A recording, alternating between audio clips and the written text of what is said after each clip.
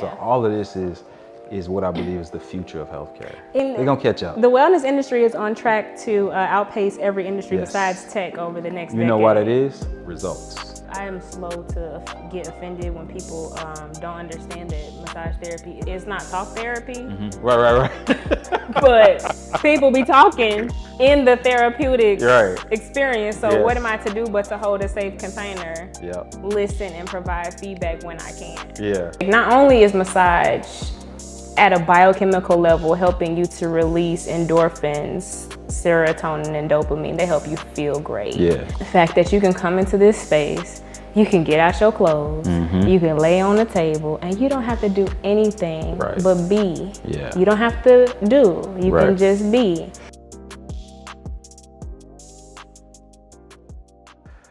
All right, Naomi, thank you so much for joining me today. Thank you for having me. I appreciate it. Yeah. I really want to dive right in because I feel like we got a lot to talk about. For sure. I feel like I've learned a lot about you recently, and so I got a bunch of questions. I'm interested in a lot of stuff, and I want to hear your opinions on it and your expertise in a lot of areas. But I want to back up first before we get to that. Okay. Describe to me your upbringing. Upbringing, born and raised in St. Louis, proud product of St. Louis Public Schools, and I had the privilege of attending the magnet school program all the way through my education. So in terms of, being in an environment where creativity was championed, high-level academics, different types of programs that were engaging in different ways, that was school. At home, I had a very dichotomous type of experience because, of course, just being from St. Louis, we have such a history, and my parents, of course, come from that history, and so that history definitely followed us. And there were things that were just very different at home than in the school environment that helped me to just learn very early on about responsibility, accountability, being protective of family and ensuring that I was representing us in the best light possible. So that just really rose a proclivity for me to be ambitious very early on. I remember my first business was gel pen tattoos in 4th grade. Okay. So you were kind of an artist. I am, yeah. So I was doing 50 cent, gel pen tattoos. I had my whole 25 pack, Right. And, just whatever. It's funny. What's funny about that story is that I was so successful that the school ended up shutting me down. Principal took my calculator. Yeah. My money. That's because you was making more money than they were. That's what it was. That's what it was. You did say St. Louis Public Schools, right? So. Right. But yeah, always been an athlete, always been an artist, always been somebody really just into my people, community, socializing, and really loving to just add to the culture. So yeah, it was just so important to me. Always to just show up in a way that will reflect the best qualities of what I had been given between education, family, and just me being myself. And that's what I was gonna say. It seems like a real good blend of all the stuff that you're talking about: the entrepreneurial spirit, right? Spiritual, these principles, all of these life principles, and all these things. Yeah. Who would you say had the biggest impact on you? What individual had the biggest impact on you as a child? I would have to say my dad, Yeah. absolutely, because as we were talking about off camera earlier, his influence, not only with regard to my work currently, but even my articulation. We were always, trained to be able to represent ourselves well, especially speaking and writing. Right. And so my drive to continue to refine that, whether it's in an artistic manner or in this type of format where I get to engage with people and talk to them and deliver about things that I know about, and then beyond that, just being confident how you show up, no matter what it is, whether you're competing for, a game or a title or a position or whatever that is, that was always there. And just the influence in so many different areas. I mean, fine arts, even we had a a gym in our basement, for quite some time. So I had an early exposure to like fitness and watching him like really go and work out and being down there with him to do that. Having the influence in the home of a man who could cook, that was definitely impactful because he actually taught me how to cook. So all those things add up into a lot of areas I find myself strongest in. And so I have to give him that credit for being most influential. So do you feel like you're a lot like him? Very much so. Yeah. So, and that's interesting because like when you say you're a lot like him, is that something that like your family identifies and they say like you like your daddy, like that's like your daddy? Yeah. You get that? I do. I do. And I think that the strength of our character just shows up in so many different ways. Whether it's relationally or like individually with whatever I'm committing myself to, or even in my community.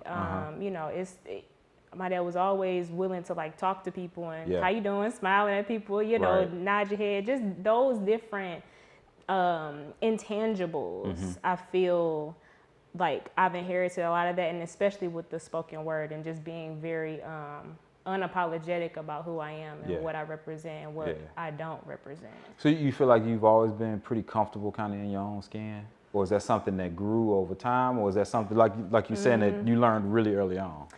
It's grown over time because even within my family dynamic that was challenged because the older you get, the more of an individual you become. And it's like, well, this is not the baby that I birthed. It's like, well, it is. It's just, it actually is. What's it's up? The grown-up version of that. This is what I'm doing. It's definitely, and anything, even now, being more comfortable discussing things that I absolutely nerd out about and love, or that I just know what I'm talking about, that maybe somebody else doesn't have as much familiarity with. And so, as opposed to shrinking back and not saying nothing or being reminded of that narrative that, oh, that black girl talk too much, or why you always got something to say. Like, well, I just know about the subject. You got something to say. So that definitely, but I've also learned about delivery and, me being such a passionate, small package, big, what do they say? Big personality. Big personality, small package type of person. It's just like, okay, you know how much you weigh, so you gotta you gotta be take that into account when you're delivering your message. And I'm being facetious, but in any space, I've noticed how I just naturally am pretty confident. But that can also sometimes come with like a double-edged sword where there's this expectation where, okay, well, since you're so confident, why you don't know this? Or why aren't you doing this? And it's just like, I'm human too. So, It's a learning process, right? We're trying to work and figure all this stuff out and get to a point. So do you feel like it's layers? It's layers, right? And we always developing those layers and discovering. Do you feel like you are... when you were a kid, do you feel like you are the person you imagined you'd be, right? And when I say person, I mean that outside of all the other stuff that we account for, right? Like what we do for a living, where we live, and all those things, right? Like the person. Are you the person that you imagine that you would be? Yes and no, because I love sharing this about me because I think it helps other people to feel okay with heavy emotions over time, like anger. So I tell people I used to exist on like a level 7.5. So it wasn't nothing for me to get on 10. Now, that might not look like, being violent or anything like that. And I'm just being honest because, you grow up in different environments with different types of experiences. And that shapes you, So out of all the fights I got into, I've never lost. I never fought a girl. So it was a situation. I was a tomboy. So it was always this, like, not only am I a girl and I'm good at what I do in terms of like an athlete, because that's where all the skirmishes would end up happening, but I also will throw you down. Like, don't do me like that. There was always, again, just continuing to grow into like what you know to be true about yourself and what you're just not going to allow other people to do in whatever projection they may be in. So it sounds like you were very thoughtful. Very. As a kid. I was, right? Like you thought about the world, right? And where you fit in and all of those things. And how I would impact other people. I learned how to, you know, just navigate, be a chameleon in different ways, many different types of social circles and spaces. So the person I am now, I mean, I'm very still much that way in terms of the openness and connectivity and like having, you know, these various, you know, circles of people. It's like, dang, how you know, oh, wait a minute, you don't even seem like you would. And like, because of that experience and being open to that, now I had this relationship. But in terms of like the temperament, I never thought I'd be this peaceful. Really? I didn't. I was just so, I mean, again, there were so many layers to my experience in my household. And then, like I said, the dichotomy between that and my school environments, how socially unacceptable it was for me to, you know, display frustration or anger or disappointment or any of those very natural emotions that if they're not given the space, you know, as in your youth, that cultivates into habits where you may not be the most approachable at some times. Right, you don't understand how to control them, right? Yeah, or responding to things in a way that's more peaceful, you know, than just assuming like, oh, okay, so you must want to what? Right. You get right to it. Right. That's, you know, so I'm very grateful that has switched. And that is pretty amazing to me because I'm like, even some of my friends who've known me for 20 years, they're like, wow, you're such a lady now. How you get here? Yeah, right. It's like, we'll say that for the book. Right, exactly. So massage therapy, right? Yes. I really want to dig into this because, excuse me, that's one of the main reasons I wanted to talk to you because I feel like so much of it is misunderstood, right? And before we jump into that, tell me about your road to becoming a massage therapist. How did you get there? So massage therapy really called me. During the pandemic, I was like very much so in a shift with my interests, with my career trajectory. I had recently dropped out of college. I was studying sport management, and I had an internship. It was great. I was in New York City. I was living in Harlem. All that. I worked with multi-million-dollar accounts, and by the time I got done, not only was it unrealistic for me to make that transition based off of my socioeconomic background, but it also let me know, oh, I don't want to be doing corporate like this. Like I could, but that's just so against my nature. Because I am an independent thinker, and I do like to, you know, move in a way that is reflective of that in as many areas of my life as possible. I just prefer to be. It doesn't fit well in corporate, right? No, it doesn't. It doesn't. And especially with this, you know, this path and journey of enlightenment, it's like I just knew that like this is not gonna work for Naomi. It's too confined. And then you have people who are older than you or maybe more experienced, and they feel like they know best, but they don't know you. So it was just interesting to get all of this energy in that internship and that experience, even just, you know, studying that field, and then being like, actually, no, I'm cool. It was pretty interesting how certain people responded to that. Right. But I had to do what honestly I had to do in that moment because it just wasn't affordable anymore, and I knew that that's not something I really wanted to do. So during the pandemic, I ended up basically just helping a loved one. They were working a very labor-intensive job, and so when they would come home, I would just give massage. And I wasn't trained at all, but like I said earlier, I've always had hands, just been using them a different way now. Exactly. And so based off of the feedback I was getting, I'm like, oh, well, let me look into massage therapy school because I had the bandwidth there to like, okay, I can pivot and look into something else. I looked up the best massage therapy school in St. Louis. I went to visit. it felt right. I went for it, and the rest was pretty much history. And at that point, I had already begun on this path of holistic well-being and like living for myself personally, because I had started my plant-based journey at that point. So I was already investigating the body and food science and just how different things impact me through my own experimentation and research. Now, So, I cannot divulge my source, please. but somebody told me that like you was doing vegetarian vegan before it was cool. I was, yeah. And they was like, we was all like, what's she doing? She don't eat nothing. And we and we didn't understand it. But this person was like, now I get it. Years later, now I get it. Yeah, I can't tell you my no, source. that's okay. That's okay. I'm not even gonna try to deduct the reason. St. Louis small, so you know. But no, that was. I mean, I remember. Oh gosh, I had so many different comments and questions. Yeah. And then even as I'm continuously moving through this process, you know, people have questions and want to know, you know, how the discipline is really just like, because I know what I know now, I can't go back. Right.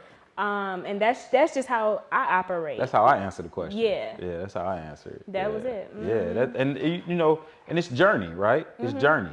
You mentioned that a number of times just since we've been talking, right? Your path and your journey, your path to enlightenment, all of those things. Yeah. Where does that concept come in for you when you're making decisions, right? Because you said that you was in this internship, you was in Harlem, and like from the outside looking in, this is where you want to be. This is what you want to be doing, and then to make a hard right, you know, those things are path driven, they're journey driven, right? When you're a thinker and you think through it at these certain points, and you say, nah, may not be it. I think I need to go in this direction. And what I find is the thing is that looks so crazy to people on the outside. Oh my gosh. Right? It looks insane. Like and they've been thinking I'm crazy the whole time. That's what I'm saying. So that's what I'm saying. They think you crazy the whole time, right? When for you it's very deliberate. Yeah. Right? And it's based in something. Yeah. Even if I wasn't aware of it at the time. That's what's so interesting, because when I reflect on this journey, you know, hindsight is 2020, and it's like, man, my steps were really ordered, because I had to have that experience to know how, you know, unsupportive to the human nature corporate America actually is. Right. For me to be able to base this, I'm going to say, thesis for my life. Yeah. To know, like, no, I actually need to like have autonomy, you know, and determine when I go to sleep and when I wake up, you know, and operate on a schedule that is in alignment with nature, and, you know, have more than 30 minutes or an hour to nourish myself, you know, in the middle of the day at a time where I might not even be hungry. And it's just so many layers, you know, to where it's like, I just wanted to be free. That's all I've ever wanted. And that's all that we've ever wanted. Yeah. And so being deliberate and intentional about that, like, no, I'm not my great grandma. Yeah. Yeah. I'm not my mama. Right. You know, so I'm so grateful that they did that so I don't have to. Right. You know, and I'll be crazy, because so far I look good. Yeah. So, you know, and people ask me, how old are you? And I just love saying yes.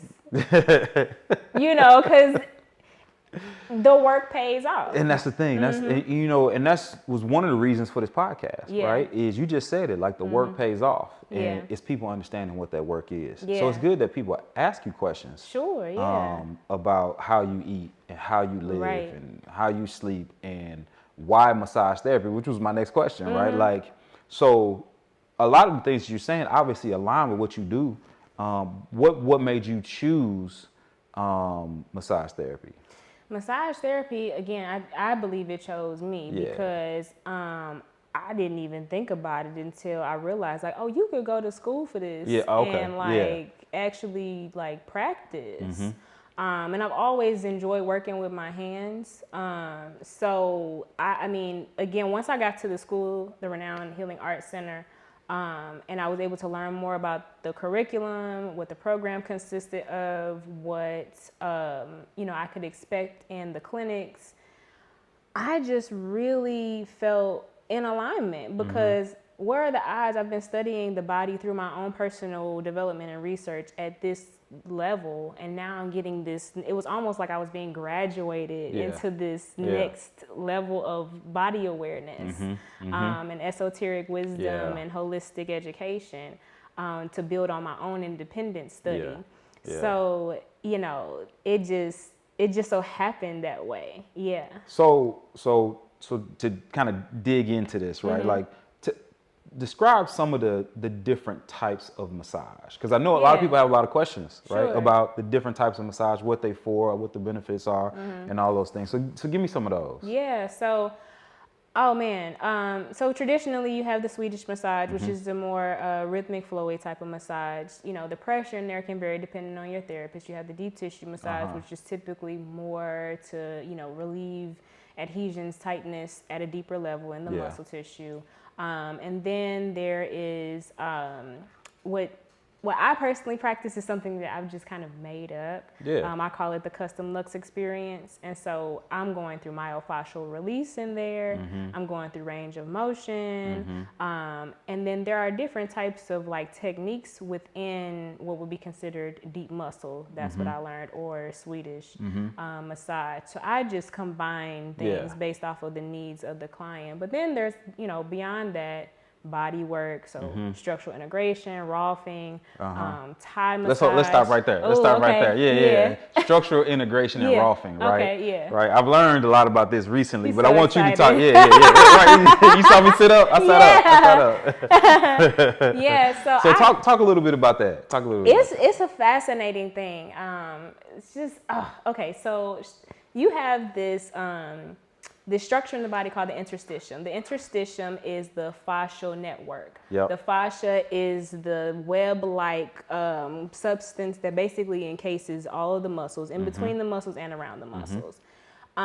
We've really just brought more of this research to light, even though the work of Dr. Ida Rolf, which Rolfing is named after, she was doing this research 60 years ago, 70 years ago. She was just a woman. Exactly. And, you know. We know the story. We know the story. And it just so happened that at the time that her research and her publishings were becoming more accessible, pharmaceutical medicine was becoming more popularized and just expanding as well. So unfortunately, a lot of that work got buried until recently. And now we've reinvigorated that research. But the fluid that flows through the interstitium sends all kinds of signals around the body. And it's basically an extension of your nervous system. And so that substance, though, can get, because it's web-like, it can get knotted up. It can have adhesions and different blockages in there. Get bound and calcified. Exactly, And so what structural integration does is not only take into account that actual, I guess it's an organ, technically, but it also takes into account gravity and the impact on gravity on the human structure as we are in segments.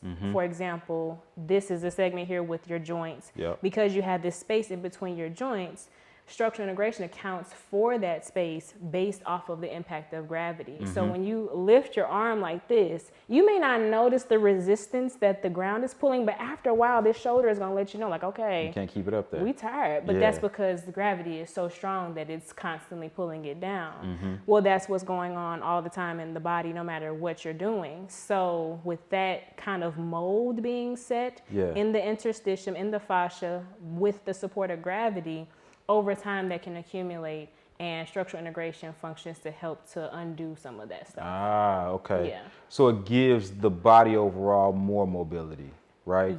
Just kind of, and we know what all the stuff that's connected to mobility, right? When it comes to your circulatory system, your muscle health, joint health, all of those things, sleep, right? Like all those things that are attached to mobility, just the overall function of your body, right? Yes, absolutely. And there are some great metaphysical benefits of structural integration as well. I've experienced structural integration myself. In the consultation and intake, my provider asked me a lot more about what my personal goals were.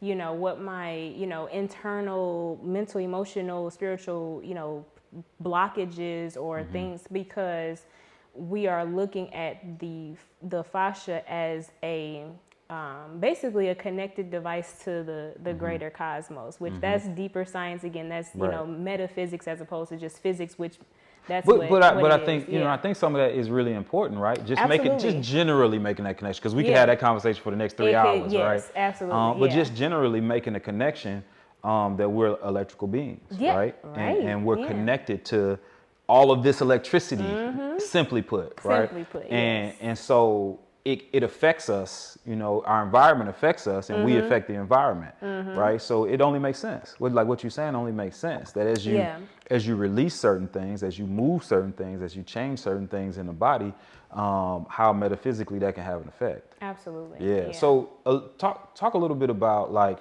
from a this is obviously another general term, from a mental health standpoint, right? Some of the things that maybe you have witnessed as a professional and in taking care of people. Right? Maybe even people you've seen over time. Sure.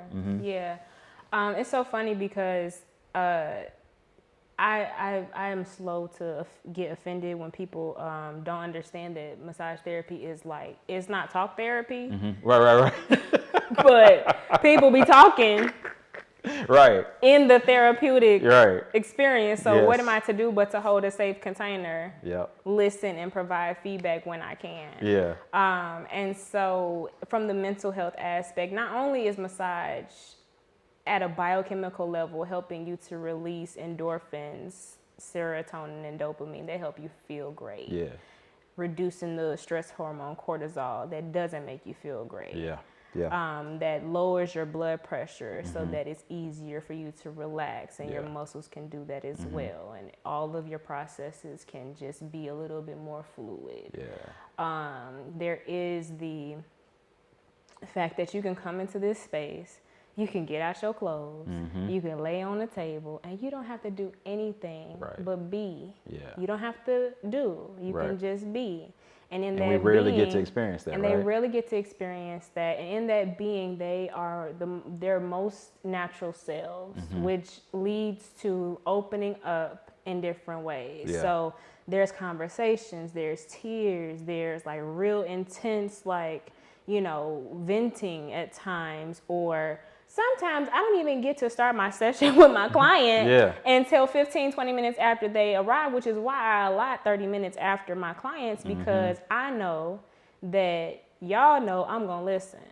And that's very much so part of the mental health aspect, because you know you have a safe space to kind of lay this stuff down or work through it, or at least kind of get a second opinion with somebody who you trust, who you know is there to help take care of you. And I think that's the one thing that I want people to get, is to understand how much more to it is, right? Because for and I'm gonna get to us here in just a second, right? But for many people, massage is just one thing, right? It's a spa experience, and you know, maybe something you do to treat yourself, and those kind of things, or just simply to relax, right? But one of the things I really wanted people to understand is how much more to it is, and how this therapy can be used as a tool in your own personal life in order to make things happen. Right? For you mentally, physically, emotionally, spiritually. Every level. At all those levels, at right? Every level. The massage lifestyle is really transformative. And I know because I'm living it. While I was in massage therapy school, this was a 600-hour program. I received massage 2 to 3 hours. I'm trying to. Hey, real education. Okay. I think that's important for people to know. How trained you are. 500 classroom hours, 100 clinical hours, plus another 20 in the cancer clinic, which was an honors, and I'm very grateful that I had that experience. But the massage lifestyle pays dividends like the gym. And like I tell people, as much as you work your muscles one way, you need to allow them to relax that other way. And that's not active recovery, that's passive recovery. That's what you come and get massage for. If you know you have a demanding job, I mean, my most consistent clients are people who have a lot of job responsibilities. So supervisor, manager, director. They have families, spouse, children, extended relatives that they're responsible for. Their homeowners. They have maybe an organization. Like, they are busy people.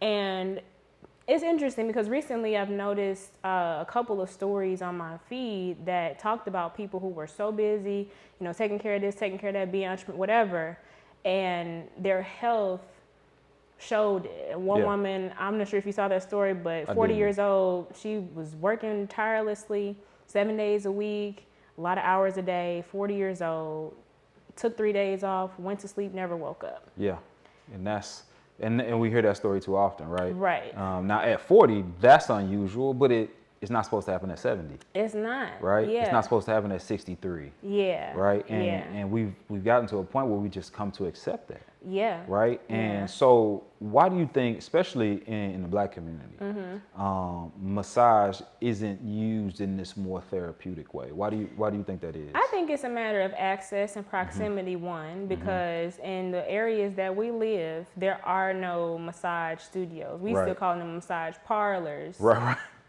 And that's not what it is. Right. So we don't have the access or the visibility. And then the only thing that's close to it, and I'm so glad that I had the opportunity to talk about this briefly, but what we might, I'm not going to say we, but there are plenty of people on their timelines and feeds. They are seeing these clips of so-called massage. And it's not massage.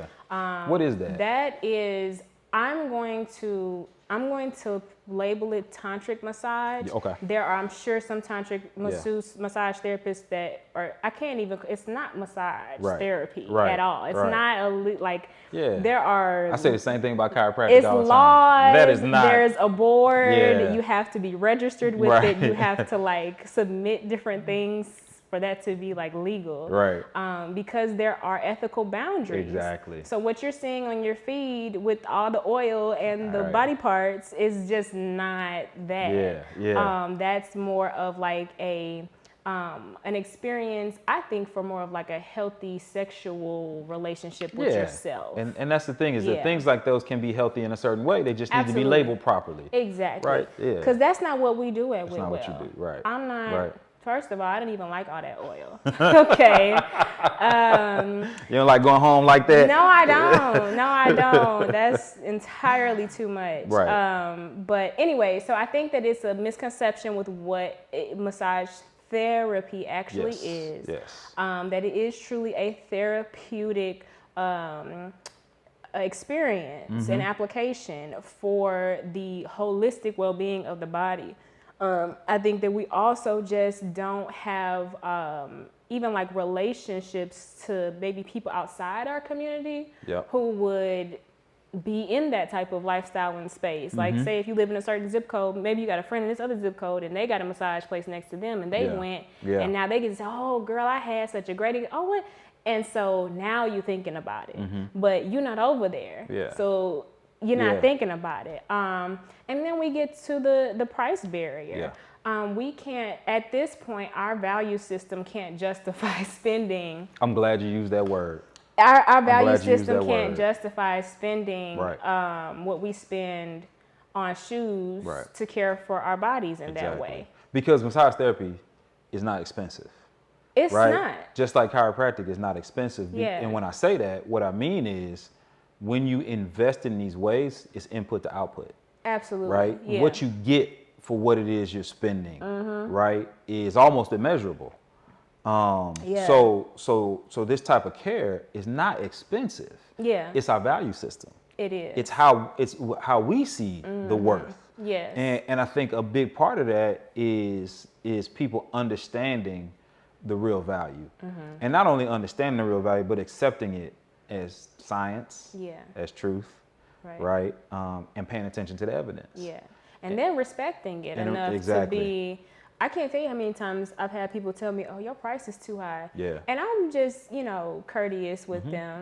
Of course. But I didn't just pull that number out of the ground. You know, these are, I took my time and I sat down with a specialist, somebody who knows the industry, knows the market that I'm in, knows what I'm particularly offering. Right. And based off of that, we assess this value. And when you break it down and when you walk out my treatment room, right, you are getting what you pay for. And it's making a connection. Yeah. Right. And I think that's one of the reasons why I wanted to have you on is to help people to make the connection between the therapy they're receiving and what the benefits are. Sure. Right. Rather than just feeling relaxed and ready to take a nap. Yeah. Right. They're understanding like these chemical benefits. Yeah. Like literally how it changes your brain. Yeah. Right. Changes your body structure it changes your body structure. I had I do have a knee injury. Right. Yeah. And for a long time, I couldn't do a squat. I mean, like 15 years. I couldn't do a full squat. And I went to a sports massage therapist. That's all he did, you know, professional athletes, all this other stuff. And the first session, I walk out of there and my leg is literally black and blue. Like I was in tears. Oh, like wow. It was painful. But the next day, I could do a full squat. Yeah. Right. And so it's understanding the value of what it is you do and how it fits into our life and makes a difference for us. It's something that people understand. I had a lady tell me that she goes to her therapist for her digestion. Yes. Yeah. Yes. Like she regular when she go to her massage therapist. That will do it. Yeah. That's another benefit. We have the, you know, okay, what's the difference between the stress response and your rest response? Your stress response is going to tighten you up. Your rest response allows you to digest. We say, you know, rest, digest, heal. Right. In that state, your body is, the intelligence that is within your body is like, okay, we are safe. We can do these processes now that we couldn't do while we were in this assumed state of danger. In the stress response. Yeah. So, Yeah. I think that's it, right? Like you said, in the stress response, we live in that state. Yeah. Right. And so much of what I call the wellness world is in response to that stress state.